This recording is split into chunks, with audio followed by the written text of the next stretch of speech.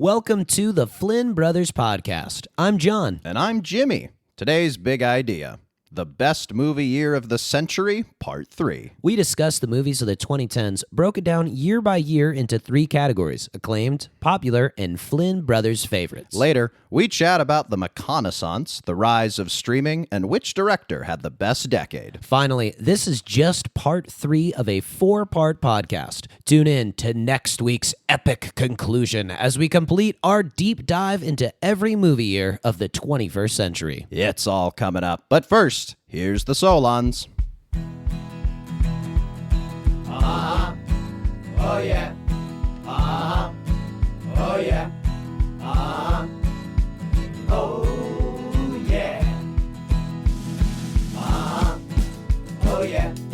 Oh yeah.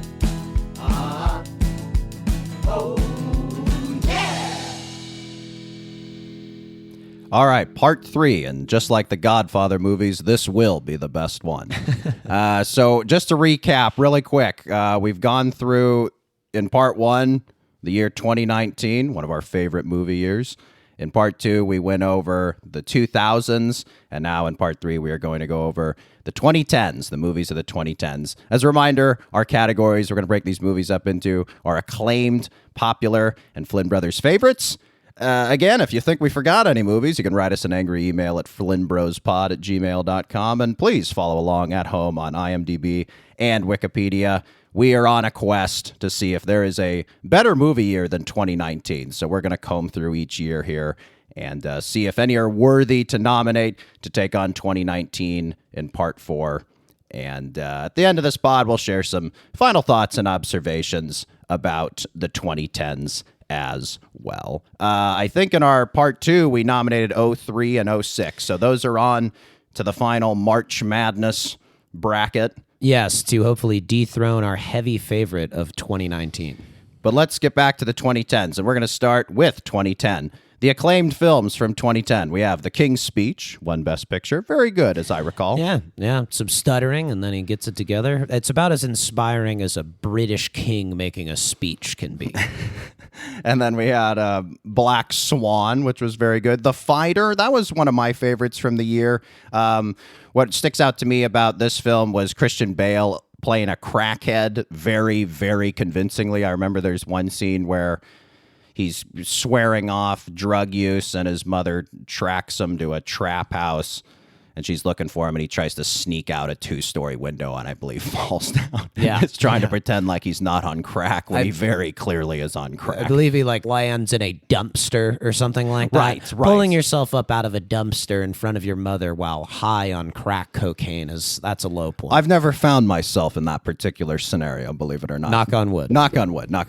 Perhaps my favorite movie of the year, though, was The Social Network. I think Aaron Sorkin's screenplay, many consider it one of the best of not only the decade, but frankly, of all time. And it's a really, really well-written screenplay. How do you feel, though, the film has aged, given how much Facebook has changed, how much Mark Zuckerberg has changed? Is this a movie you can still enjoy 15 years later? I think it actually would be better if it was a fictional story instead of an adaptation of reality, just based on the way that Zuck has transformed recently, perhaps you might say. He's not quite the scrappy underdog that just needs a couple friends, maybe, that this movie posits. No, he's Lex Luthor with curly hair. Yeah. And I also think the other thing about it is Sorkin's dialogue in this movie, which seemed so incredible at the time, and I think still really does hold up well. It does seem maybe a little bit maximalist in some ways. I think it's Sorkin-esque. He has a very particular way of doing the repartee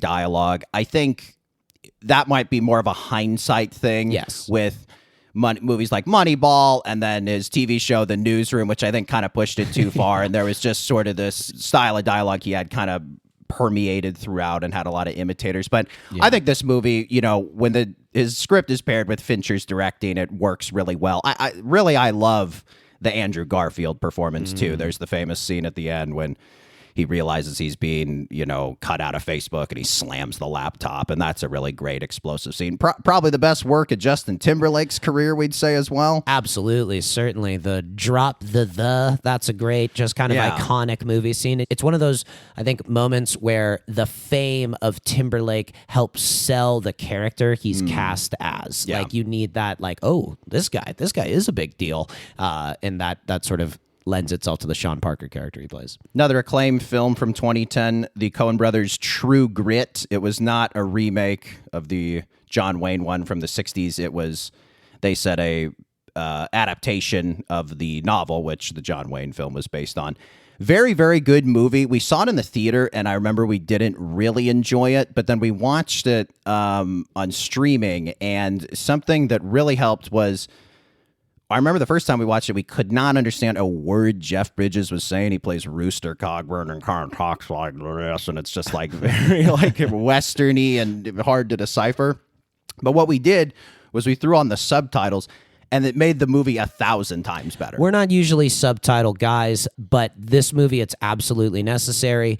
The Coen brothers are, some of probably the finest craftsmen of dialogue around. They really get into whatever time period that the movie is about and just live in that world and make the characters talk exactly how they were. These are impeccably written lines delivered incomprehensibly by Jeff Bridges, but at the same time, man, the movie's great. The plot's great. It has 10% of a villain problem. Josh Brolin is good in it, but he plays kind of the main villain who doesn't really show up till very late in the film, and then he's a very, very dumb man and easily kind of foiled, and so he's not like the most tenacious antagonist, but yeah, I don't know. That's the one qualm I maybe have, but I don't know. It's such an effective movie, and I think really holds up. Yeah, he's an absolute dullard, and early role for Haley Steinfeld, which congrats to her and Josh Allen on the engagement. Absolutely. It is just funny though, kind of how she's grown up to see her in this sort of puckish or plucky type of role that she's in the beginning, very precocious.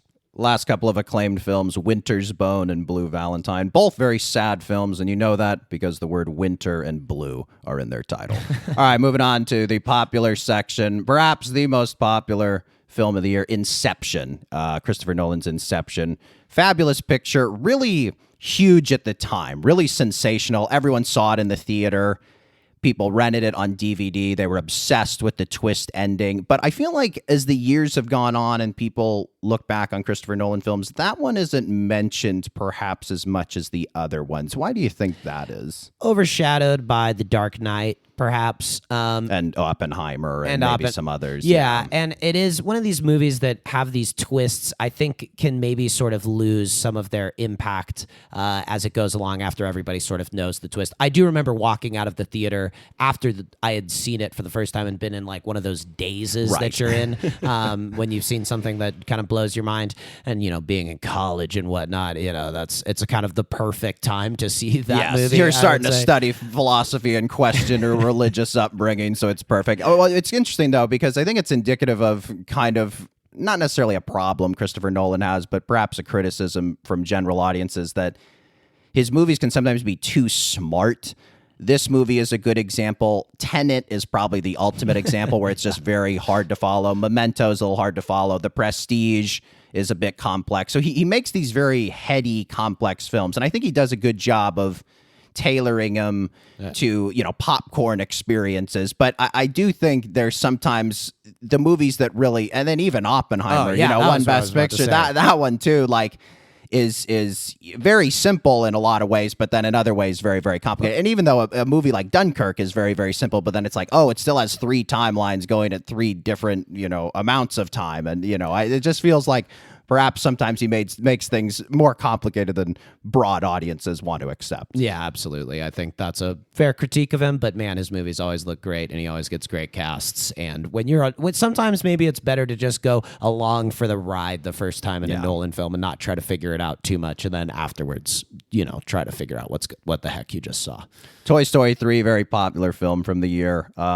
Best known for the incinerator scene. For those who have not seen Toy Story 3 but are familiar with Woody, Buzz, and the gang, do you want to kind of set the stage for that climactic scene in this movie? Yes, as part of a rescue scheme for one of the characters, they wind up in the dump a city dump, and they are slowly going to their death via incinerator, and the toys just realize we're screwed. There's literally no way out of this. We're struggling, but it's a quicksand situation. Everything they move just brings them closer to the flames.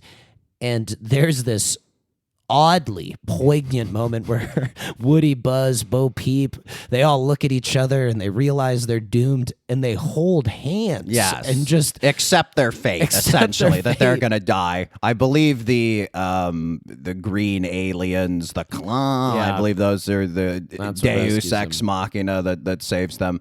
It not dissimilar from the SpongeBob movie in terms of a children's movie that somehow manages to make you emotional. But yeah, I hard to imagine remembering a dry eye in the audience at that moment. No, I mean, these are guys you'd grown up. They're tapping into your childhood, and it's essentially the death of your childhood, which they're depicting on screen. So yeah, tough to not get a little misty. A couple other popular animated films. There was How to Train Your Dragon, and then Despicable Me, which I've never seen, but you are familiar with, and I remember you telling me you enjoyed it. Can you sort of explain to me and listeners out there the Minion craze? For those who don't know, Minions are these small yellow minions who serve the lead antagonist Gru, voiced by Steve Carell, and they protagonist.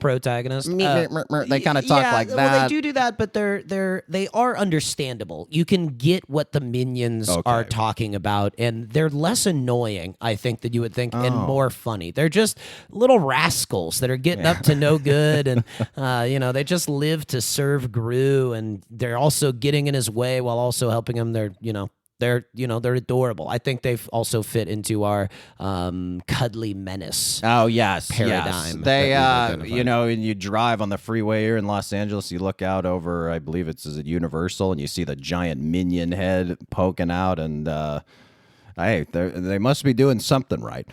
Other popular films from the year: Martin Scorsese's Shutter Island, Hot Tub Time Machine, which one of the all-time film titles, would you say? Yeah, it just probably got green lighted as soon as they showed it. As soon as they pitched it. Surprisingly good movie that I remember. Pretty funny, at times emotional, but very good.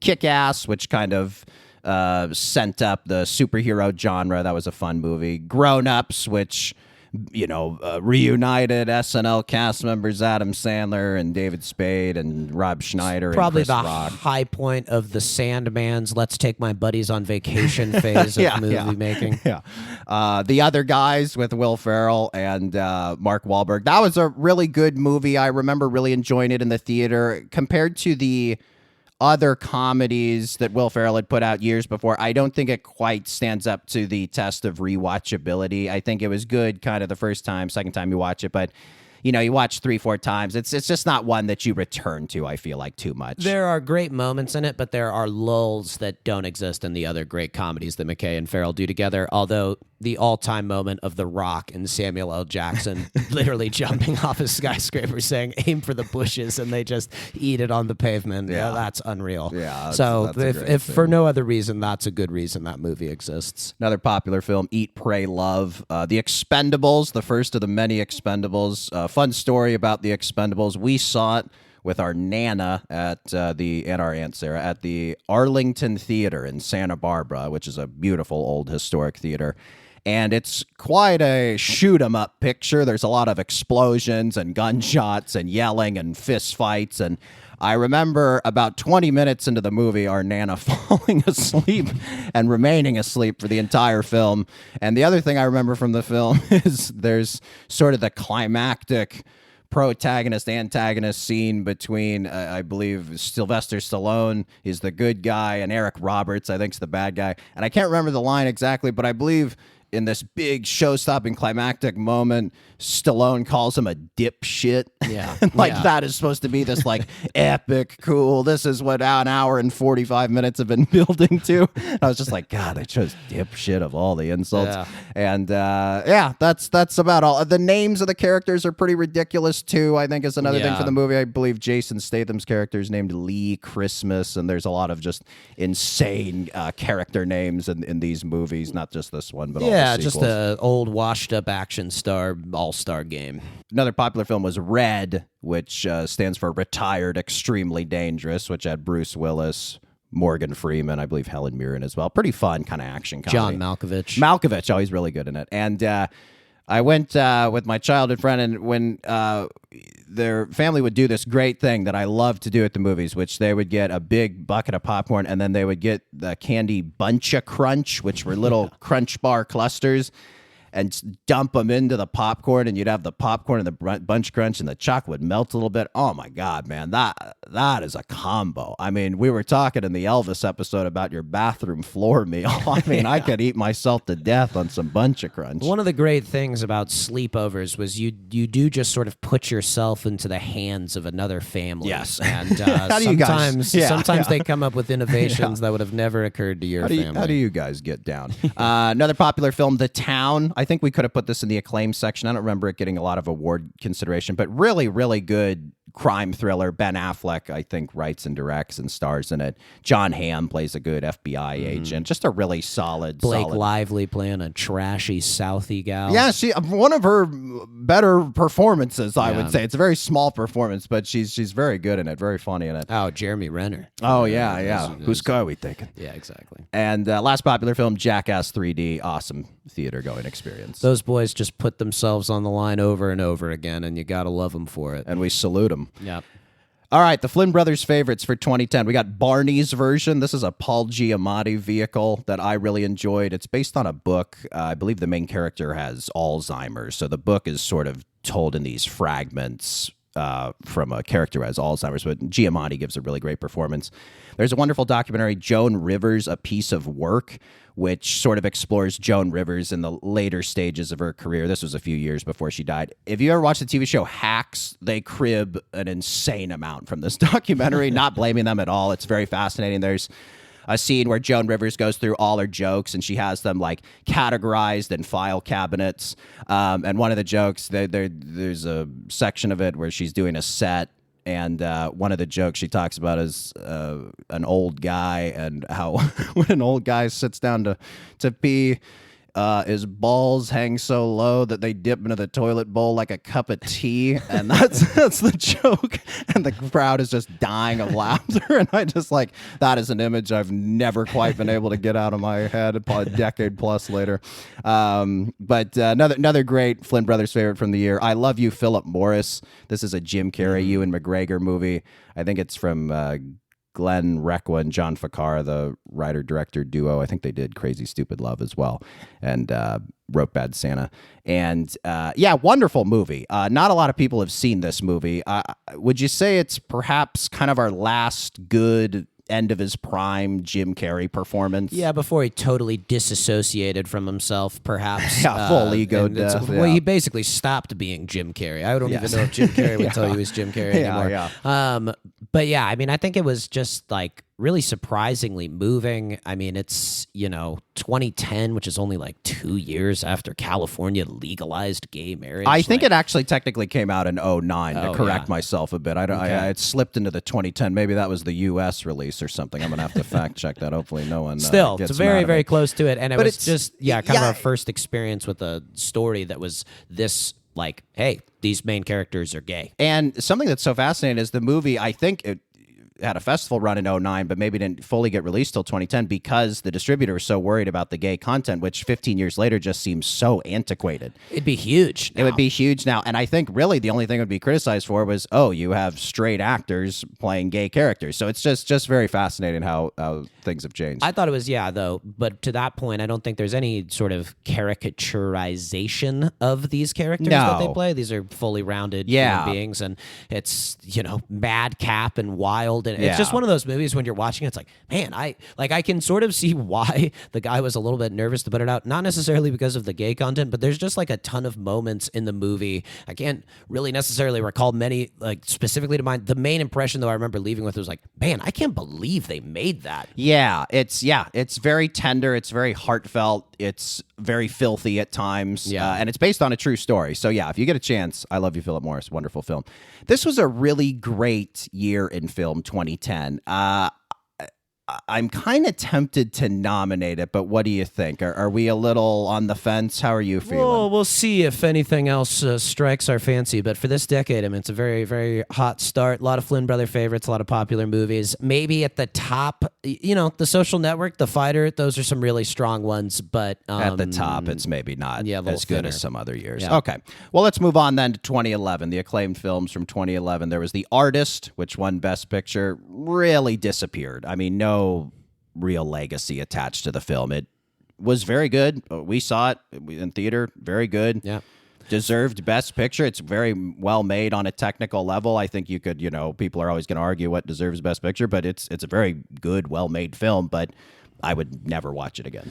People, especially when award season comes around, they love the love letters to films. And I think it was just such a, whoa, they made this in black and white and it's a silent movie. I think it was just such an out of left field thing that it just gained a lot of momentum. I remember liking it, but I don't know where I could find it. And I don't know if I would really look for it. Yeah. Alexander Payne's The Descendants, another acclaimed film, just in terms of his filmography, one that really doesn't stick out, principally because of the absence of Paul Giamatti. The Help was another film that, again, kind of the legacy faded away, really acclaimed at the time. I think there were some elements of it that you probably would change if you were making the film now. Hugo, which I must confess I have not seen, but you saw and I believe you enjoyed it. Another is that right? sort of love letter to film. A little boy falls in love with the magic of light. It's a very tender Martin Scorsese picture. Yeah, not exactly what you'd expect from him. Woody Allen's Midnight in Paris. That's a really terrific movie. I think I only saw it once. I would like to rewatch it, just having a little more familiarity with the era and the writers of that time that he kind of sends up. But absolutely. Owen Wilson, fantastic in it. Maybe one of the last great Owen Wilson as Owen Wilson kind of performances. Yes, doing the shtick. Michael Sheen plays a top-tier erudite prick in it. He's really wonderful. The Tree of Life, very polarizing, but I think as time's gone on, it's seen as a very acclaimed film. Not quite my cup of tea, but lots of folks love it. My cup of tea for sure, and I know you agree, Moneyball. I would say one of the best sports movies of all time. Would you agree? Absolutely. I think baseball is probably the best sport to adapt into a film. What do you think? Yeah, I think, we're big Talladega Nights guys. I think anything with racing is good. Racing, mono, boxing, Raging Bull. There's some good boxing movies, but I do think baseball, this specifically, there's not a ton of baseball being played in the film. There are some memorable sequences like when Chris Pratt's Scott Hatterberg hits the home run. That's the chill up the spine, tears well in the eye. Very, very emotional movie. Pitt, probably outside of Once Upon a Time in Hollywood, probably my favorite Pitt performance. Yeah, I think he is Billy Bean. He looks like an ex-ball player. He's driving around. He's eating. He's doing a classic Brad Pitt. They got him working out. He's doing math. He does this a lot. Yeah, like that's classic Pitt. Classic Pitt. Sort of the movie too, where I was like, "Oh, Jonah Hill in serious movies," which might have kickstarted a little bit of all of the stuff that has kind of happened with Jonah Hill.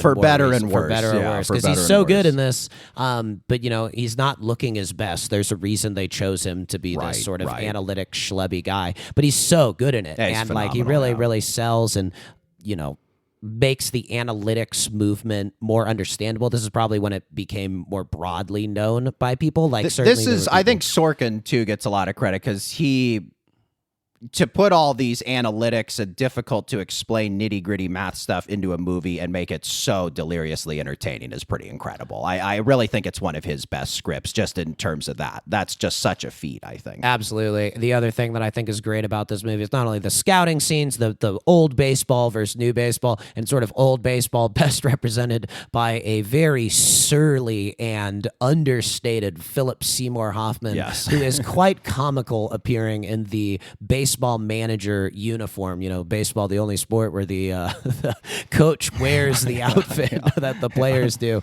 Philip Seymour Hoffman, he's just, man, anytime you get him in a picture, even though it's not really one where I wouldn't say he necessarily steals scenes, like he's known for really kind of like just jumping off the screen, but he's just really rock solid in this. Another acclaimed film, Tinker Tailor Soldier Spy, or as they say in the film, Tinker Tailor Soldier Spy. Or at least we thought that was going to be the case. You sort of, I remember kind of liking the movie. I remember you leaving a little disappointed. You sort of thought it would be this Guy Ritchie, Jason Statham style British crime thriller, which it just kind of wasn't. But you've gotten into John le Carre and you've read some of his books. Have you had sort of a newfound appreciation for it?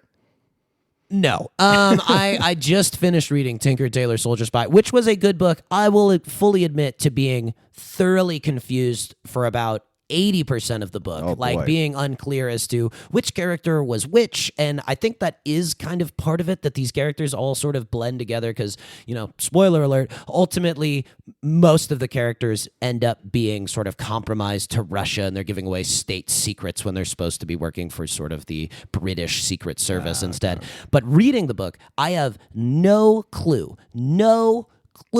why they thought it was a good movie to adapt at all. There is very little that goes through it. The majority of the film is this main character, George Smiley, played by Gary Oldman. I haven't seen the movie in a while, but in the book, what he is mainly doing is reviewing old files.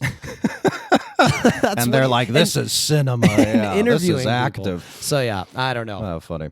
All right, popular films from 2011. We got Bridesmaids. I would say one of the last great classic comedies. We talk about the classic comedies. From the 2000s, we're sort of talking about the Adam McKay, Judd Apatow sort of style comedies. I really think this kind of one is sort of one of the last ones. Would you sort of agree? Oh, yeah, absolutely. I mean, just the murderer's row of different types of comics in the film. Insanely rewatchable. Yeah. Melissa McCarthy's incredible. Melissa McCarthy basically launches the second half of her career. I've been watching Gilmore Girls recently where she plays this sort of frazzled chef is her character. Gilmore Girls also, we could go into this at a later date, terrible on food. Just in the dialogue, terrible. Yeah. I'll give you an example. Her character one time is at somebody's house and the person is cooking dinner and she sniffs the air and it says, "You added too much salt to that dish." Oh, boy. You can't smell salt. No. Anyway, she completely throws that character aside and she becomes this brassy dame the fire up scene where she's just slapping Kirsten Wiig. God, there's just so many scenes in it that's just a great movie about friendship, insecurities, and people growing up and changing in different phases of their life is the real emotional core of the film, that there's also just a million hilarious gags in. Another great popular film, Mission Impossible Ghost Protocol. This sort of kicked off the great Mission Impossible run that is currently ongoing. The first 3 Mission Impossible movies, fine, but sort of these 4 through 7, now going into 8, have really been incredible. Brad Bird, who made The Incredibles, directs this one. And what's the famous scene where Cruise is climbing? What's the Burj Khalifa? Yeah, in India, I believe. So that's a really stunning sequence. This is kind of kicked off, as well as the great Mission Impossible run, also the great run of Tom Cruise trying to kill himself on film for our entertainment. These films sort of start becoming just the script is just loose thread to connect these stunt pieces, these stunt masterpieces by Cruise. And this is how you make a spy film. Tinker Tailor Soldier Spy. Here's how you do it. You should have had George Smiley climbing the Burj Khalifa. Another franchise that reinvented itself with this movie, Fast 5 from the Fast and Furious franchise. This is the first one that had The Rock, which really kind of was an injection of steroids into the vascular muscle that is the Fast and Furious franchise. How about that metaphor? Pretty good. Not bad. And really, really, really fun, really wonderful. Rango, another popular film. Horrible Bosses, really funny at the time. I don't know. I haven't rewatched it. That's not really in my comedy rewatch rotation, but I think a lot of people enjoy that one. You blew by Rango for fair because the main character is voiced by Depp, who, is, to say the least, quite controversial. That movie is way better than it has any right to be. No, it's very good. Yeah. Another popular film, Crazy Stupid Love. Again, the Glenn Ficarra, John Requa. I hope I'm getting those names correctly. They're a really great filmmaking duo. That's one that really holds up too. Very funny, really good characters, really good cast. And speaking of Ryan Gosling, Drive was another popular film from the year. That one really holds up. I really like Albert Brooks's supporting role in that one. Good. Yeah, I do think it is a movie that maybe people say they like to show how cool they are. But yes. I've seen some people around LA wearing Ryan Gosling's jacket from the movie, and that's a little cringy. I'd say it's in the same ballpark as dressing up as the Joker. Yeah. yeah. But not quite. Not quite the same thing, but not a ballpark you want to be in. It's just like Yeah. Last popular film, The Muppets. I remember you especially. I really liked it, but boy, you really loved the Jason Segel Muppets. I love puppets, period. I just love it when they're doing their thing. You know, they're not really humans, but they're pretending to be the faces. They open their mouths wide. I think puppet humor is great. Frogs and pigs fornicating. Yeah, what's not to love? The Miss Piggy Kermit the Frog relationship is just so fantastic. Kermit could not be more low-key. He's totally this overburdened theater director of this troupe of misfits, and Miss Piggy, the ultimate diva. Right. All she wants is for Kermit just to make these grand gestures, and Kermit's like, I love you. Isn't that enough? And it never is, and that's where, wonderful. Some Flynn Brothers favorites from the year. Win-Win, another Giamatti film about high school wrestling. There's a very funny scene in the movie where Giamatti's trying to kick a cigarette habit, and he goes to a drugstore, and he buys a pack of cigarettes, and he takes one out and then throws the pack away. And I just think that's such self-destructive behavior. But then I was looking at that, I was like, oh, God, does he know how much cigarettes cost?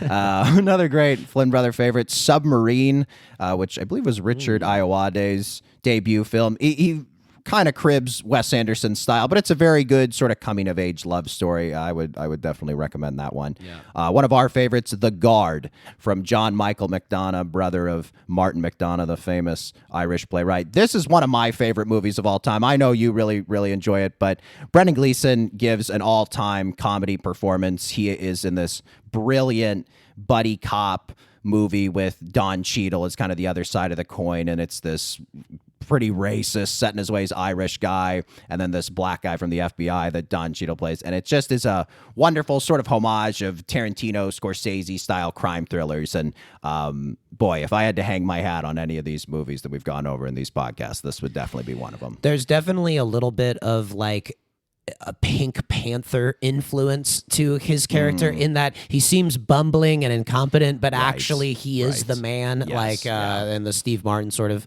movie, that one. It's, the way it starts is unreal. The car crash, tabs of acid all over the place, and he's a cop, takes one of the tabs of acid, looks up at the grayest Irish sky you've ever seen and says, it's a beautiful effing day.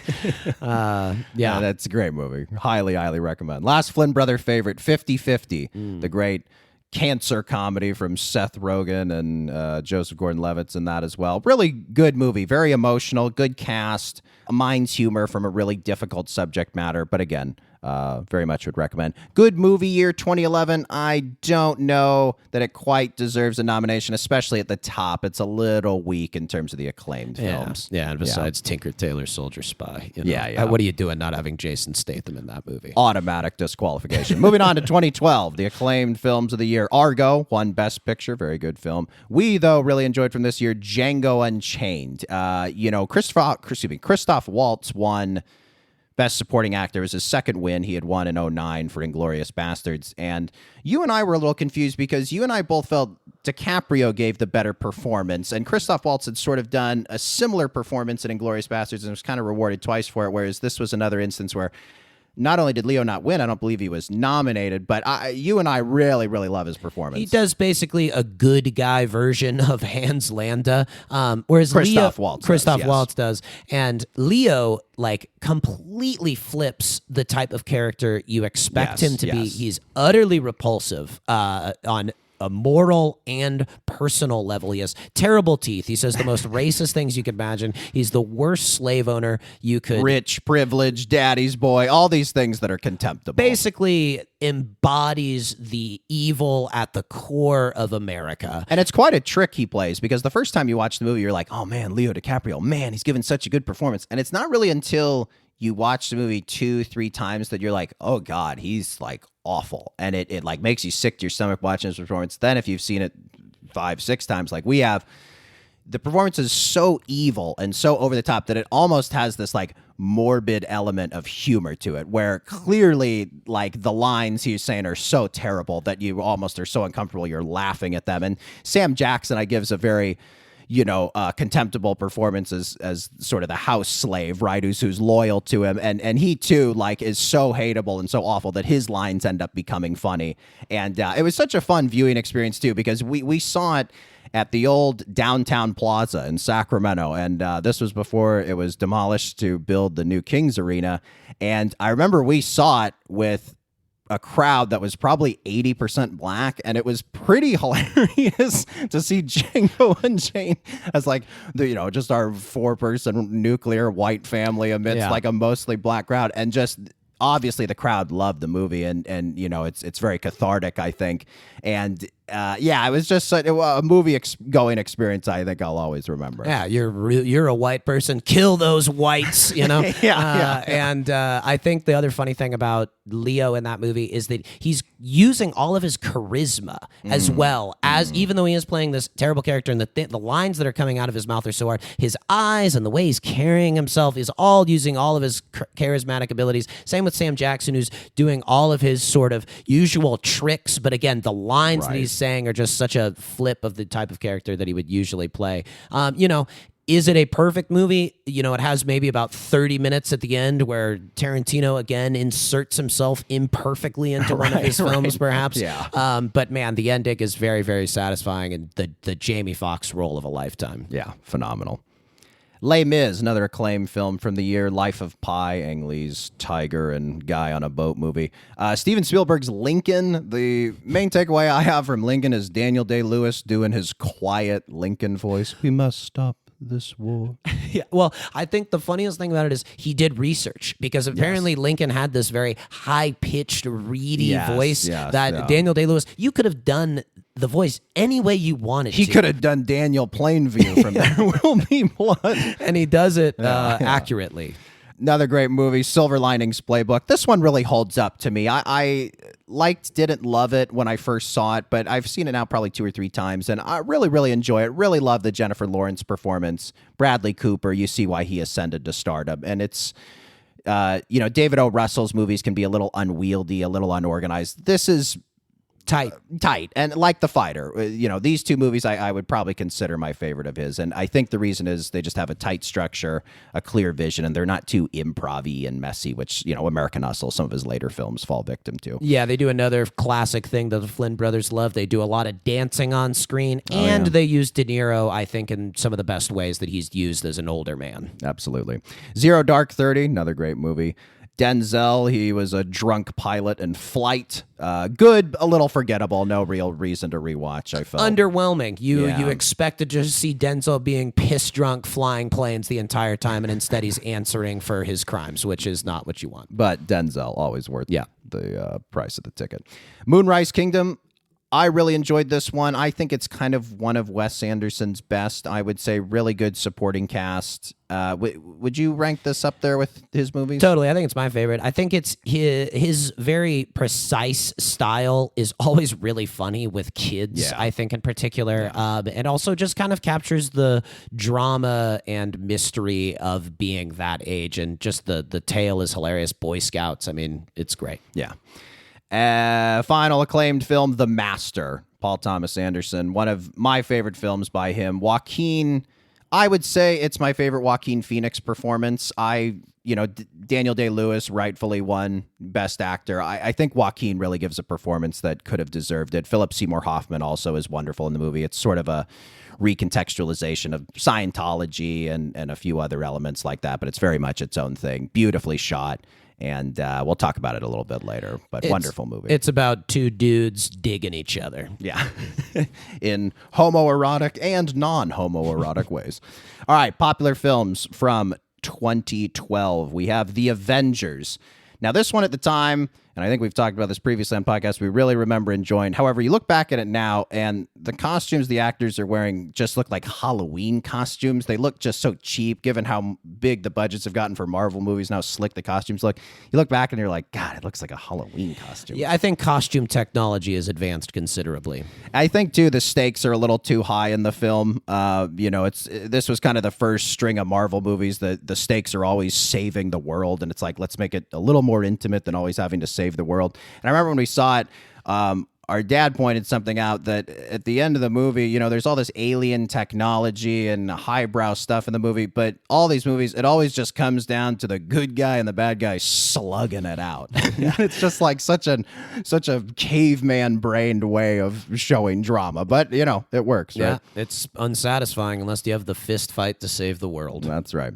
Another popular film, Skyfall. Very good James Bond film. I would say not quite as good as Casino Royale. But little long, but yeah, another solid entry. Christopher Nolan's The Dark Knight Rises. What do you think of the Bane performance? Some people love it. Some people hate it. I'm kind of two minds about it. I would call it extremely Tom Hardy. Yes, Not only yes, is he yeah. talking in an absurd accent, he's covering his face. He gets huge for it, which is funny. Right. Even though he's not really like ripped, he's big and like bulky. he's big in like a body, like not a bodybuilder way, like a world's strongest man sort of way, which is interesting. Yeah, I think the audio in the film's a little odd. It feels like his dialogue's all done in post, and it just like maybe they didn't get good audio on set because he's wearing a mask or something. But it just kind of is a little distracting, I would say. I will also say I have qualms with the ending. Nolan gives Batman this very sort of neat, buttoned-up ending. I sort of think, in my view, Batman dies in the line of duty. I don't think he gets to dine in cafes with Catwoman. I don't think that satisfies him. I don't think he's ordering aperitifs in Paris. You wanted him to explode over Gotham Bay, is what you're saying, from a nuclear device. Yeah. That is really what I think. When he's like looking off into the distance after making eye contact with Alfred, he's like, I should have exploded over the bay. I think that's what he's thinking. You should have died, Batman. Okay, all right, that's it. No more Bane.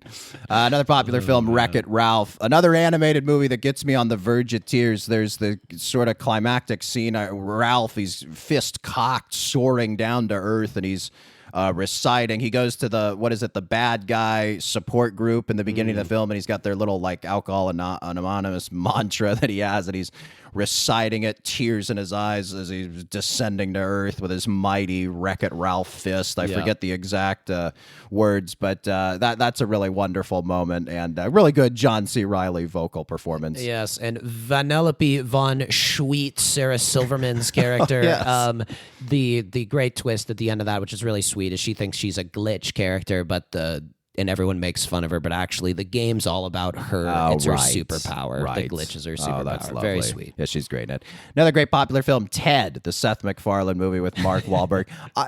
Not a perfect comedy, really, really funny. Kind of reminds me of like an 80s Caddyshack style comedy. Really good premise, though. Just the premise, like particularly, anytime you're doing man-child stuff, Arrested Development stuff, I'm usually in. But just the idea, your teddy bear gets older and you're and you're both losers and you're drinking and smoking pot. Like, it just is a really funny twisting of like a sweet childhood story, right? I just think it's a very, again, not a perfect movie. It's at times it feels very Family Guy-ish for better or worse. But yeah, no, really enjoyable movie on the first watch, I would say. Absolutely, yeah. But the Seth MacFarlane sense of humor probably is best in 22-minute chunks. Yeah, where as opposed to 90 minutes. Fair enough, or probably longer, honestly. All right, another popular film, The Hunger Games. I wasn't quite too caught up in that craze, but from what I understand, acclaimed films. J-Law, shooting a bow and arrow. What's not to like? Last couple of popular films, 21 Jump Street, Magic Mike. Both have Channing Tatum. Any last thoughts on those two? Very charismatic gentleman. Pretty studly in Magic Mike. Got to give it up. Those boys were really doing their thing. Yeah, look at you. You're sweating a little bit. Yeah, I'm getting hot under the collar. All right, let's wrap it up. Flynn Brothers favorites. We got Jiro Dreams of Sushi. That's one of our favorite documentaries. Really, really wonderful. Interesting exploration of fathers and sons, legacy, perfecting your craft, all that sort of stuff. One of the most beautifully shot things ever. I just started rolling some sushi myself, and I couldn't help but think back to all that I learned from that documentary. I feel only 20 more years of working rice, and I will be on Jiro's level. He might let you roll one up. Another Flynn brother favorite, Goon, with Sean William Scott, a wonderful kind of hockey comedy. Sean William Scott plays an enforcer on a Canadian hockey team. A very underseen film, but really badass and funny and romantic and sweet, and just, to our point about loving movies that make you feel every emotion, Goon makes you feel every emotion. Totally. Liev Schreiber plays the old washed up goon, and they have a brilliant scene in a diner. You've got it, kid, the grit, the shit. He's basically, it's like, let's fight in the ring. Yeah. And man, if there is just something, and maybe, look, this might be toxically masculine of me, but there is just something about seeing a guy, slugging out their problems. Like, one of the things the goon lets him do when he steals this guy's girlfriend, he lets that guy just punch him in the face a bunch of times. Sometimes a punch to the face is the only solution. Absolutely. Yeah. But this is another movie that comes down to two guys slugging it out. That's how every problem gets solved, baby. Yeah. All right, last Flynn brother favorite, Killer Joe, the first NC-17 film I ever saw. This was one of the early movies of the McConaissance, the Matthew McConaughey rebirth from romantic comedy lead to great dramatic actor. Killer Joe is based on a Tracy Letts play. Phenomenal movie. The last half hour all takes place in the kitchen of a trailer, and it's just a wonderful Southern Gothic film. Thomas Hayden Church is unbelievable. Gina Gershon's unbelievable. Juno Temple, Emil Hirsch. But man, dude, McConaughey, this might be my favorite McConaughey movie. I just absolutely adore this movie. He absolutely murders the version of himself that you had come to know in this film. Yeah. Yes, it is very, very dark, but a wonderful film. Let's wrap up before we go to break. Very good year, 2012. Worthy of a nomination. We didn't have too many Flynn Brothers favorites in here, I gotta say. I think it's a no. It's a no. All right, we're gonna go to break. We'll be right back.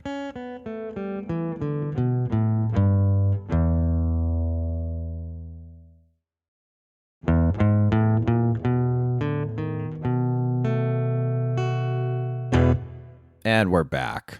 Yes, our first segment was 45 minutes. And yes, we had to towel off because we were so exhausted.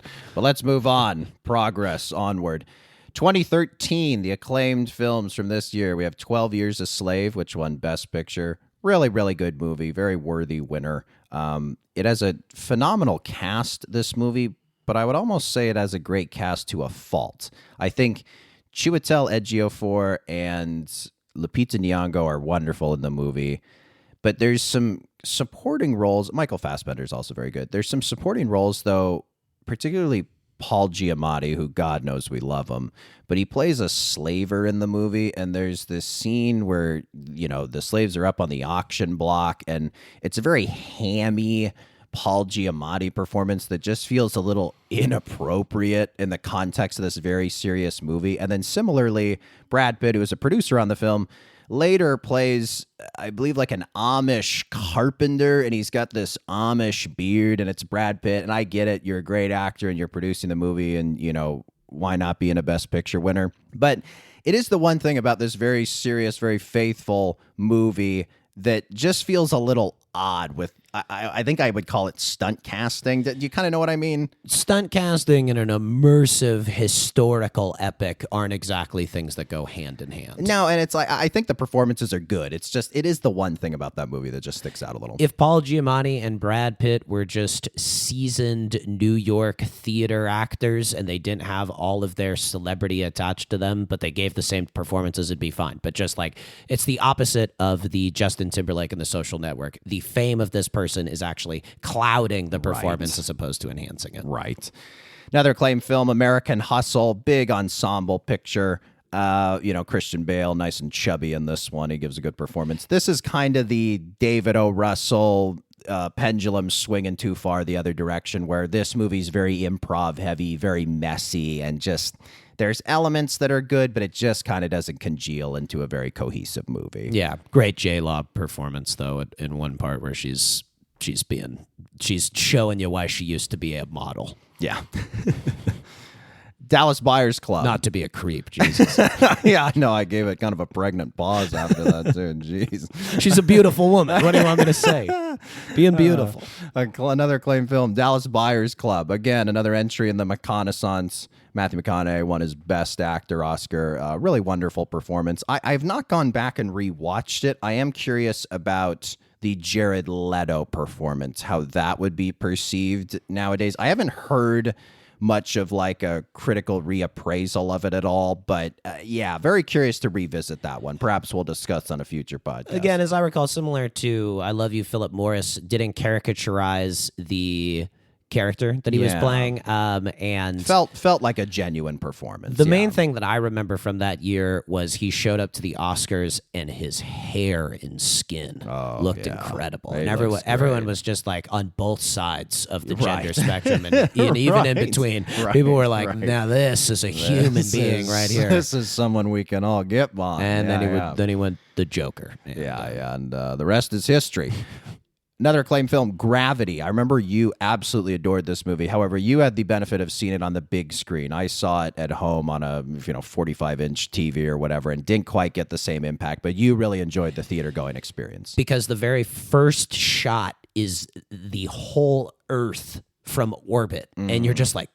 I remember bursting out laughing at just because it's like, oh, that's where we live. That's my house. Like, it's just so huge and the scale of it's incredible. And it is really just like a flawlessly made, like 90-minute edge of your seat suspense movie. Clooney as a astronaut. Great. Really great. Old school movie star movie making. Yeah. Absolutely. Sandy Bullock also fantastic in it. And there's a scene where she's constantly battling against losing oxygen and whatnot. Anyway, the part I do remember most is she's coming back to Earth, and the way she has to get back to Earth is she's in a Russian escape pod, I guess. And can you imagine that being like above Earth's orbit and your only way home is they're like, Dushka the scarf. Why does it smell like borscht in there? Freeze-dried borscht. Another acclaimed film, Her. I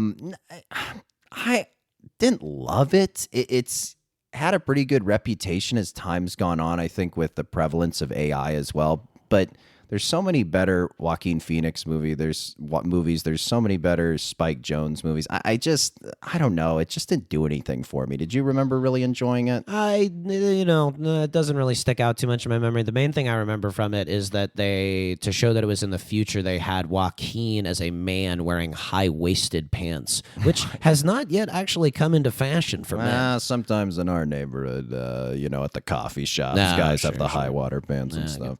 The Wolf of Wall Street. This is continuing the run of Jonah Hill, great supporting performances. However, you have a bit of a qualm with this film, particularly Jonah Hill's use of fake teeth. Can you please share with the listeners your take on actors and fake teeth? Sometimes actors wear fake teeth, and sometimes fake teeth wear actors. And I would say in this case, Jonah Hill is getting warned by his fake teeth. But he gives a really good performance, and it also makes sense that the character would have huge fake teeth. He's an overcompensating type of character and whatnot. But I am pretty continually distracted by how large and fake and white the teeth are. Something that's so funny, too, about this movie is, in high school, college, we came across a lot of fellas who were into finance and that sort of stuff. And a lot of them love this movie and its party atmosphere. And this movie really is a rallying cry against capitalism and, needing limits and stuff. And the end of the film especially is such an indictment because Jordan Belfort is giving this motivational speech after being disgraced and, doing the whole sell me this pen bit. And the final shot Scorsese gives you is essentially a mirror of you in the audience watching the film. It's a bunch of people looking up, hopefully looking like dreamers, still kind of buying the BS that Jordan Belfort is selling. And it is just so funny that so many like finance bros and people love the movie. And, maybe it's a bit of escapism, but perhaps they are missing the pretty obvious message at the end, or they just don't care. I always have wondered if people misunderstand it or they just don't care. People enjoy the movie. Yeah, I think people did misunderstand it. There was one person in my sociology class who gave a whole explanation as to why this movie glorifies Wall Street and all of its stuff. And I was like, did you see the end? Yeah. Where it's an indictment of all these people who are trying to learn how to be like this guy? Yes. But maybe you could critique Scorsese in retrospect for glorifying and falling in love a little bit too much with the main character. I mean, the speech where he says, "I'm not effing leaving," and like Leo gives that speech where he's like, "You, Sandy," I'm not sure that's her name. It's like, "When I met you, you had nothing. You were a single mom," and she's like, "You remember?" She's like crying, and you're crying, and you're just like, Jordan is a good man for at least some people. I also think it's a movie though where Scorsese, this is sort of in his lurid era where he's also doing kind of a lot. Yeah. It's one of those movies where it starts with this sort of like,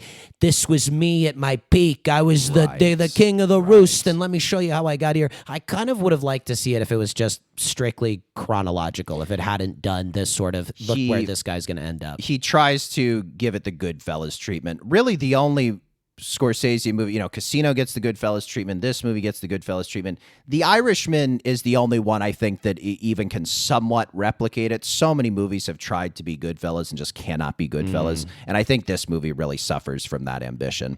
Another acclaimed film, Inside Llewyn Davis. I'd be interested to rewatch this now that A Complete Unknown came out. And, there's a more kind of faithful adaptation of the era. But this is a very interesting film. The 2010s era for the Coen brothers is, I would just call it the weird Coen brothers era. I think we've seen every single one of their films that they've ever put out, and it's just kind of an interesting era, kind of starting from A Serious Man up through Ballad of Buster Scruggs. They kind of have been doing separate projects lately, but Hail Caesar's in there, and even like Burn After Reading, which came before A Serious Man. There's kind of the elements of their old style is still there, but they kind of just don't hit as hard as some of the classics like Fargo, Lebowski, Oh Brother, even going back to Blood Simple, Barton Fink, the early ones. I don't know. How do you kind of feel the legacy of this sort of 2010s, late 2000s era is for the Coen brothers? Well, not necessarily in this movie, but they do start getting, like, particularly in Burn After Reading, like bigger casts and people kind of maybe being bigger stars than the roles. And their sort of superpower in the past was like, hey, we're going to take, these character actors that people don't think of, and we're going to make a movie out of them. Emmett Walsh. Guys who it's like they really deserve their due. Whereas like you have a movie like Hail Caesar and it's like, oh, Channing Tatum's in it for like 2 seconds. And, big movie star. Right? I remember that in high school theater, my director would say, "Don't press." Like when you're like acting, it's like just try to be as natural as possible. Don't really give a performance, and it just sort of feels like they're doing that. They're pressing a little bit. Maybe that's it. From behind the camera, you say. And the actors in front, perhaps. Who knows? They're still great filmmakers. All right. Popular films from 2013. Frozen, I have not seen, but I understand. Very popular. Unreal lasting power among the youth. The Great Gatsby, which we talked a little bit about in our Elvis episode when we discussed Baz Luhrmann. And not a movie that's lived on too long, but was fun at the time. I think people enjoyed the anachronistic use of Jay-Z's music and some of the other kind of fun stuff. Difficult novel to adapt. I mean, you've had Redford and Leo play Gatsby, and it just doesn't really quite come across. And the problem is that it's so brilliantly written. You need, when novels are so dependent on the style of the author, it's hard to adapt them. It's like, yes, the plot mechanics work well on their own, but divorced from Fitzgerald's style, it just doesn't quite have the same impact. Another popular film, This Is the End. Really enjoyed it. I think we saw it together in the theater, and it was a really incredible first watch, super funny, but we saw it a second time, and we're really thinking it was going to be a classic comedy, and just we didn't really laugh the second time. Danny McBride's wonderful. Like, he's probably the all-star of the movie. But, why do you feel like we just didn't enjoy it on subsequent viewing. I believe it's a movie that really relies upon, oh, dang, they're in this movie too? Oh, whoa, this person as well? Oh, Michael Cera? Oh, that's a weird role. He just spanked Rihanna. Yeah, it's a little surprise dependent, perhaps. And it's like, holy cow, I can't believe there's this many famous people in it. Another popular film, Pacific Rim. This was the Guillermo del Toro blockbuster, battle bots sort of kind of a tribute to Japanese cinema. I remember you really enjoyed this one. I think it's awesome. I think the plot mechanic of there has to be two people mentally in sync to operate one of these giant robots is just great. Gives it a nice emotional core for this, another fist fight to save the world type movie. Kaiju, these monsters are great. And the other thing, of course, is Idris Elba is deployed best in this film. Now, Idris, he is a good actor, and he is a very handsome man. He's very handsome. Very handsome man, as really dramatized on The Office. I'm really giving a lot of props to handsome men, I've noticed in this episode. That's how secure in my masculinity I am, and not toxic. And what he does do to this movie is he really lends it some gravitas. Like, he is just really taking it very, very seriously. Yes. And it's not a movie that you would think would work if you took it. It takes it's a sniper bullet shot of giving it the right amount of seriousness while also recognizing that it's a silly movie about robots beating up monsters. And Idris just scampers across that tightrope effortlessly. Last popular film, Prisoners. Very good film. Jake Gyllenhaal, Hugh Jackman, Denis Villeneuve, who directed the Dune movies. I believe this was one of his early American efforts, and he does a good job with the crime thriller.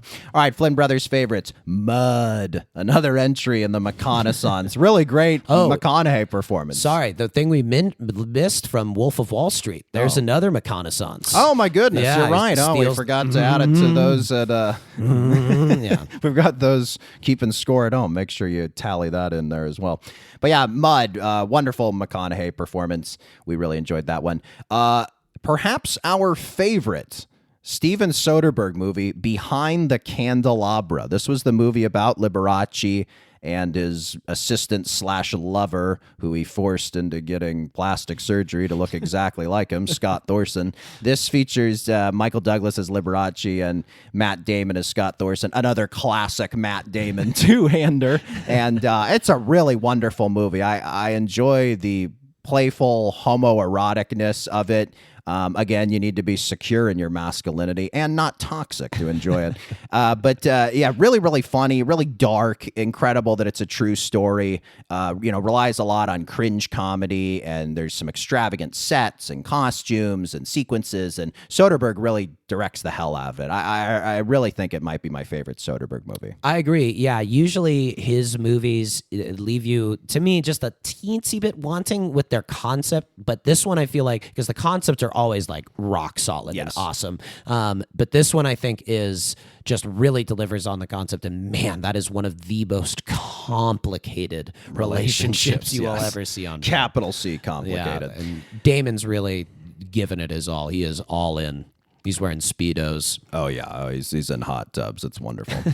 Another Flynn brother favorite, The Way, Way Back. This is a coming-of-age movie. Really wonderful. I think it's Jim Rash and Nat Faxon who had won best screenplay for The Descendants.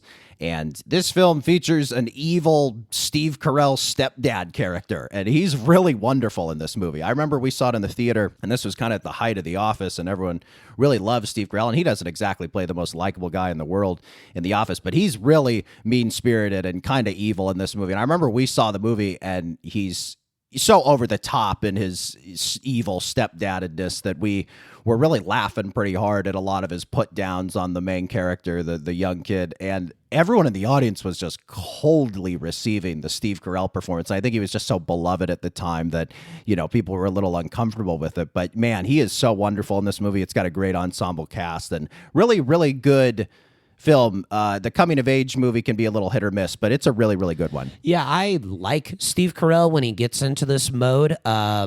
but I do think people like the spoonful of sugar that comes with the Michael Scott character, who does seem to actually have the best intentions despite bungling stuff and having his flaws. There is almost no redeemable aspect of the character he plays in this one. Yes, very intentionally so. Last Flynn Brothers favorite, Short Term 12. I think that was kind of like an early film I remember on Netflix. I don't know if they made it, but really good Brie Larson performance. Another good coming-of-age one. It gives us Lakeith Stanfield, who, let me tell you a brief anecdote from when I was transcribing interviews for Complex. Lakeith was interviewed. He said he did this short film, then never thought anything of it. He was literally trimming marijuana when they said, Lakeith, we want to make that short you did into a feature, and we'd like you to play the character that you were doing. That was his job. He was trimming marijuana for a medical marijuana farm.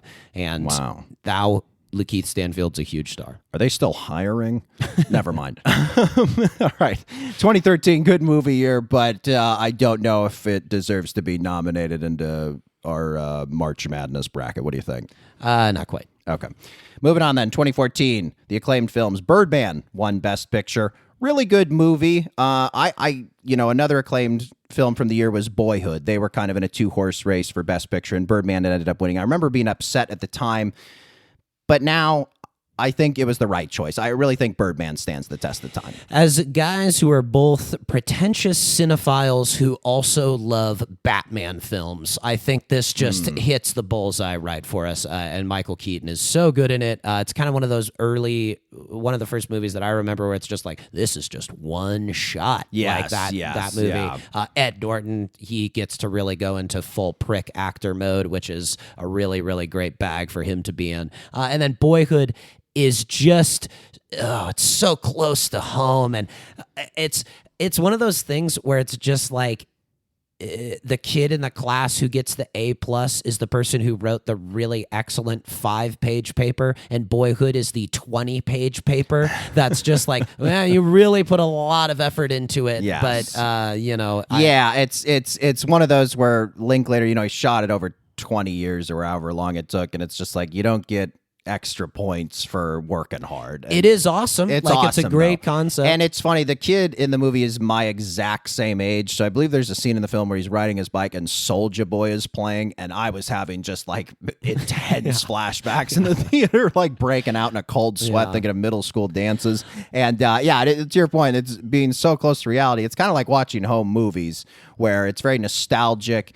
And, oh, my God, I remember that. That memory is in my bones. But then at other times it's like, oh, God, is this a video of me, potty training? Come on, this is so embarrassing. That kind of how it feels. I think if you were to make a critique of it, you could say, like, if you wanted to be really mean about it, it's like films should be more than just a collection of references to a specific period of time. It's a little more elevated. That's over the top of it, but that's a big part of the appeal of it. It's like, oh, yeah, remember that? That's a big part of it. Yeah, there is also a scene that we found funny, and this is sort of similar to the Steve Carell, where it's the stepfather who is the main character, who is a drunk, and it's a very sad scene in a way, but he's having way too much to drink at dinner. It's pretty hilarious. Like, it's just so awful. The whole family's sitting around, and he's nowhere to be found. He comes in and fills a pint glass to the brim with whiskey, and he's like, I'm having a drink with my dinner. Anyone got a problem with that? And Samantha, Mindy?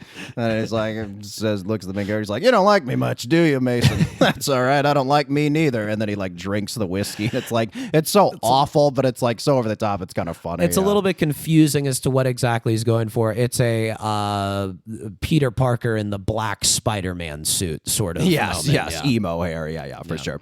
Another acclaimed film, Selma. There was The Theory of Everything. Big time award contenders. The Grand Budapest Hotel, a highly acclaimed Wes Anderson one that I just feel like he has better ones. I enjoyed it, but I just feel like he has better ones. Yeah, I didn't think it hit the highs of Moonrise Kingdom. Just doesn't have sort of like, after the childlike wonder that he captured there, it's just a little bit too clinical feeling in some ways. Yeah, I agree. Another acclaimed film, Whiplash. And then, this one I really enjoyed, Foxcatcher. This one is kind of a cold movie. The director, Bennett Miller, has had a very interesting career. He's only directed 3 films, Capote, Moneyball, and Foxcatcher, and they're all highly acclaimed, and he's a very enigmatic figure. And, I don't know. It's a very good film. Steve Carell is villainous in this movie. They give him an even bigger nose, as I recall. And yeah, very, very interesting real life story. A little cold. I don't know why you would ever really rewatch it, but a well-made film. A little too tragic, perhaps. I mean, it is a true tragedy, and he does this. He buys the U.S. wrestling team to try to show he's a big man to his mom, and the scene that really sticks out to me most is when he pretends to be coaching the wrestlers, and she just sees right through it. And there's a scene, too, where Steve Carell's character is like this wealthy man. He himself is in like a wrestling competition, and they like pay off the opponent to take a dive, and he acts like he won, and it's pretty disappointing. Yeah, tough. All right, last acclaimed film, Nightcrawler. Talk to me about Jake Gyllenhaal's greasy, gaunt face in this film. He looks insane, he acts insane, and he just is pretty funny in the way that he's like the ultimate, like he's like the type of guy that you would see on TikTok now telling you how to be successful. Like there is just this utterly sociopathic understanding of how to rise in American culture that I think they do a really good job of satirizing in a way that doesn't feel heavy-handed. And you got to love it when an actor like Gyllenhaal, who can, totally get by on how handsome he is, and just do like big either romantic comedies or, big action movies or things like that. And he's like, I'm actually going to go really weird in this very small movie that's all about my acting. Probably his best performance, I'd say. Yeah. Popular films of 2014, we have American Sniper with Bradley Cooper. The thing I remember about from this film is there was a scene where Bradley Cooper and his wife have a baby, and they're holding the baby, kind of passing it back and forth. And I believe the story with it is Clint Eastwood, who directed the film, had a baby ready to go. The baby got sick, and so they were going to bring in a backup baby, and that baby either got sick or couldn't make it, so he was like, let's just use a fake baby. We got to stay on schedule. And you'd probably think, being the producer, like, no one's going to be able to tell it's a fake baby. Whew, boy, you can tell that is a fake baby. Yeah, it's so funny to be the backup baby. It's like, we really liked your audition. Stay by your phone. You can be the understudy. Yeah. But that's Clint, famous for sticking to a very, very tight schedule and having in his contract that if he finishes in front of schedule, he gets to keep the rest of the budget. That's what I believe is the deal. It's ultimately like, it's so funny because he was an actor, and he's probably just like, God, I hated long days on set. Yeah. I'm never going to have another, I'm not going to do that. No, I really respect it. Yeah, it's like a guy who really considers his crew, so it's pretty cool. Another popular film, The Lego Movie. Good Will Ferrell performance snuck in here as President Business, I believe is the name of the character. Guardians of the Galaxy, another popular film. One of the few films I have seen on multiple continents. I believe I saw it once in America, and I went on my post-high school trip to Europe with our dad, and I believe we saw it there, and I was like, man, I saw Guardians. I was all over the galaxy watching Guardians of the Galaxy. Peak Pratt, those two films. Peak Pratt. Another popular film, Gone Girl. A couple things I remember from... Boy, my notes on this one are funny.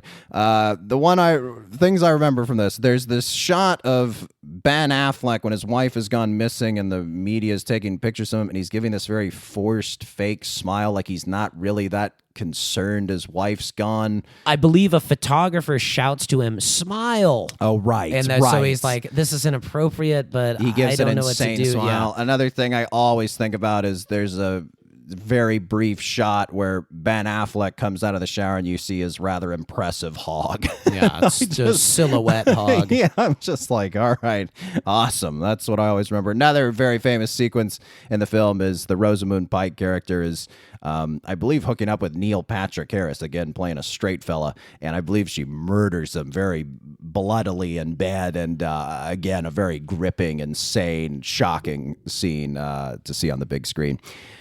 Another popular film, Interstellar. There's a brilliant shot in this film, cut, I should say. We talked about in our part one about Parasite and the brilliant time jump cut they have. There's a brilliant cut in this film where McConaughey's agreed to go to space and he's driving in his truck crying through the cornfields, and then it immediately just smash cuts to the rocket launching and him going to space. And I just love how the first hour of the film takes a lot to set up, but then once you get to space, you're in space. There's no like, we got to program the ship. No, we're launching, which it's just a really, really great cut. And a very, very smart Christopher Nolan movie, imperfect, but, we rewatched it recently, and I think it holds up pretty well. Yeah, it's difficult to do simultaneously 5-dimension stuff and then also make your movie all about love. It does fit together well. There's obviously the very famous sequence where they get trapped on that planet where their time dilation means that they spend like 20 years there, and then you see the whole life sort of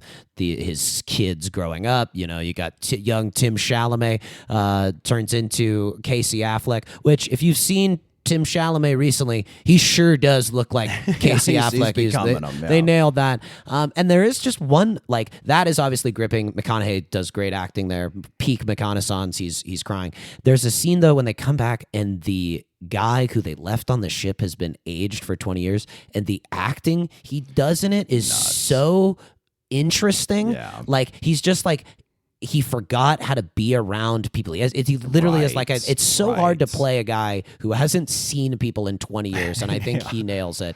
I would, though, accuse this movie of Tinker Tailor Soldier spying me. I thought there were going to be aliens. Damn it. All right, another popular film, John Wick, all-time action movie. Really, really wonderful. Another great action movie, Edge of Tomorrow. Tom Cruise, really a great non-Mission Impossible performance he gives in that one. Emily Blunt pulling herself up off the floor. That scene in the trailer must have come where she's doing like almost like a yoga pose or something like that. No, that's so awesome. Very iconic.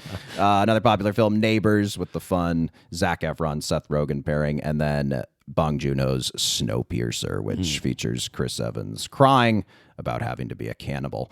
Flynn Brothers favorites. I only found one for 2014, surprisingly, and it is Top 5, the wonderful Chris Rock comedy, a rare post-classic comedy of the 2000s entry. Really funny, based a lot on Chris Rock's own career, and some really memorable performances and sequences. Gabrielle Union's great in it. Cedric the Entertainer's great in it. J.B. Smoove is wonderful. There's an awesome Adam Sandler cameo. I believe Seinfeld does a good cameo. There's a really great cameo with them in the strip club.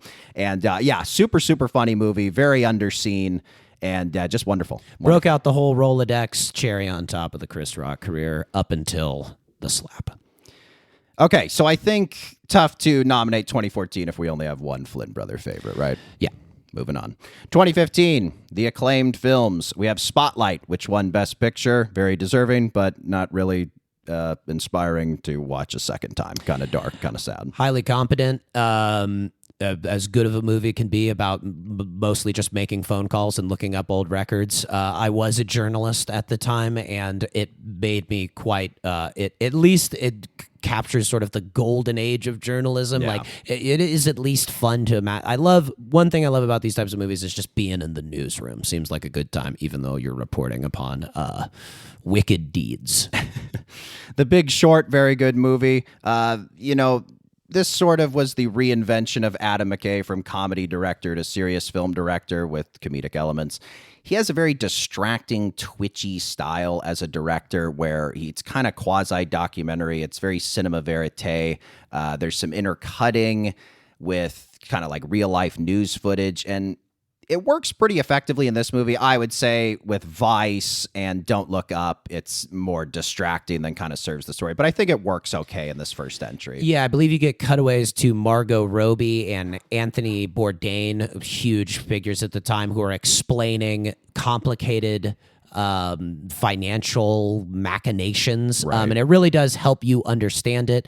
But yeah, it just kind of isn't necessary in the later movies that he does. Also, you get an early Jeremy Strong. You get to see Gosling stretching some muscles. It's a Carell film where he's, I think, just sort of the right level, like kind of the perfect Carell movie where he's simultaneously being funny, but he's also a prick, and he kind of has that heart of gold moment at the end where it's like, if we do this, we're just as bad as everybody else, which I think does a good job of not glorifying, as opposed to The Wolf of Wall Street, where you feel like the main character is glorified. This one, he gets his comeuppance a bit at the end. Another acclaimed film, Mad Max Fury Road, just a stunning picture. Wonderful in its simplicity. It's about driving to a place, away from a place, and then back to a place. Really strong two-hander between Tom Hardy and Charlize Theron. I just remember after seeing it, because so many of the effects are practical and because it's so singular in its editing and filmmaking and sequencing. I just kept asking myself, how did he do it? How did George Miller make this movie? And every time I rewatch it, I ask myself the same question. I just have no idea how you make that movie. Yeah. Perfect. Nothing to add. It's a great movie. Another acclaimed film, The Revenant. Leo gets attacked by a bear, but survives. Room, dark film, but very good. Brooklyn, it's about Irish people. Carol, Blanchett's very good in Carol. Yeah, I remember you really thought this was like a perfect Rooney Mara role as well. Yes, I think she works best as a... I'm rubber, you're glue. She's rubber. She's really good when a character is really just doing a lot at her and she gets to stare with the huge eyes that she has. And Cate Blanchett is doing the most. She's really giving just a fascinating, really cool, layered performance that's hilarious, too. Yeah. Like, it really makes good use of how just studied that Blanchett can be in a really good way, because she's this housewife who's playing this conventional housewife. Like, her character is acting, which I think just gives it this interesting layer. Final one, The Hateful Eight, Quentin Tarantino's film. Perfect first hour of this movie, but kind of devolves into the second and nearly third hour. Main takeaway, Michael Madsen's in it with jet black hair, which is very anachronistic for the 1800s, and this takes place. It's just like a very odd character actor choice for a middle-aged guy that everything is so faithful in its recreation. Then you got this guy in jet black hair. Yeah, I think it's career best stuff from Samuel L. Jackson, Kurt Russell, and especially Jennifer Jason Leigh, who really gets to play the type of character that, frankly, women don't often get to play, where you're just utterly reprehensible as a character. You're covered in blood and grime, and you're just like... You're violent, you're racist. Yeah, she's just really gets to do a lot, and Tarantino really just turns her loose. I think the main flaw with it is the twist where Channing Tatum comes up from the floorboards. Once that happens, you're just like... This is another choice where this is the wrong actor for this role, even though I do understand why he wanted it and why Tarantino would cast him in it. It just... all of it doesn't really quite feel correct. Walton Goggins also great. Wonderful ending as well. Popular, True, underrated ending. Popular films from 2015. Star Wars, The Force Awakens. We've talked about this one a little bit. Very good seeing it in the theater. It's nice to see a decent Star Wars movie again, but other than that, it doesn't really hold up too well. Furious 7, another great Fast and Furious movie with The Rock. And I would say 5 and 7 are, probably my favorite entries. The early ones are good as well, but 5 and 7 I think are really rewatchable. Blows out the universe, changes what a Furious movie can be. They're really up in the stakes at this point. The Martian, which was also an acclaimed film, but I'll put it in the popular category. I found it a little overrated. This is what happens when Matt Damon's in a one-hander as opposed to a 2 or 3-hander. You got to get 2 hands with Damon. The other thing that I remember from it was kind of like peak Donald Glover. He plays this like genius in the movie, physics genius that I just didn't quite fully buy. Yeah. Even though it was like, well, I mean, of course, it's Donald Glover. You got to put him. He's a genius. Jurassic World, Creed. Which, Stallone was nominated for Best Supporting Actor, and from what I remember in the film, it's just kind of a hack performance. I think when Creed finds him, he runs an Italian-American restaurant with, chicken parm on the menu and the red and white checkered tablecloths, and I don't know, it just wasn't Best Supporting Actor performance for me. Who knows what qualifies to be a Best Supporting Actor and what doesn't. Maybe people just, what would be great? Let's get Stallone to the Oscars. Let's bring him. Let's bring him. He looks good in a suit. Straight Outta Compton, another popular film. This features an evil Paul Giamatti. He had a couple evil roles in this era. There was the Brian Wilson biopic. We talked about 12 Years a Slave as well. It was fun seeing him as an evil guy for about a 5-year run. He's the definitive evil record producer, and he screams every single one of his lines. Inside Out, another fun, very popular movie. Sicario, which began Taylor Sheridan's reign of terror as Hollywood kingpin of Yellowstone and other projects. Very, very good crime thriller, though, with sort of a false protagonist in Emily Blunt, and then by the end, Benicio del Toro sort of takes over the movie. Kingsman: The Secret Service, another very popular movie. It Follows. Ant-Man, and then Mission Impossible Rogue Nation. All right, Flynn Brothers favorites. We have Ex Machina. I enjoy this movie. You really enjoy it. You love the Oscar Isaac performance. I think he's great in it. He really captures what it's like to be a weird, isolated, rich dude. He's got this very heavy physique about him. He's boxing in the movie, and then at one point he does this choreographed dance routine with his quote-unquote maid that turns out to be a robot later, and the twist ending is great. That reveal is great, and then, the lady she's slipping off into the world. There's an AI in the world. That's great. That's awesome. Last Flynn Brothers favorite, Spy, which I would say is the best non-bridesmaids use of Melissa McCarthy. Really fun send-up of kind of the James Bond genre, and just a really enjoyable comedy. Good Jason Statham performance as well. Absolutely, and it's another Pink Panther entry. You think this person's a bubbling fool? Guess what? They're the perfect person for the job. So concludes another very long segment. Oh, actually, before that, we are not going to nominate 2015, I assume. No, nor are we going to learn our lesson from the first two segments that we've done and probably do anything shorter. Sorry. We'll be right back.